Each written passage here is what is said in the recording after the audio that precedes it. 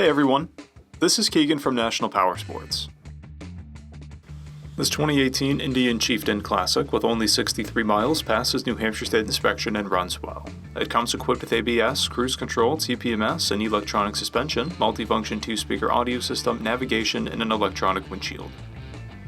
It's been upgraded with a Tilting Works TRIKE kit valued at $13,995, plus color matching paint and dealer installation. As far as custom trikes go, this one is of a high quality and well executed. In addition, it also features a tilt lock leveling system. This trike conversion is unconventional and will stand out from almost anything else on the road with its unique build, color, and size. The Chieftain Classic is built for the long haul with spacious storage, premium comfort, and weather protection. The Classic is fittingly named, but only cosmetically vintage, offering contemporary performance and instrumentation. Powered by a 111 Thunderstroke V-twin motor, the Chieftain Classic puts 119 foot-pounds of low-end torque through a 6-speed transmission. In stock form, it weighs in at 809 pounds and has a 26-inch seat height.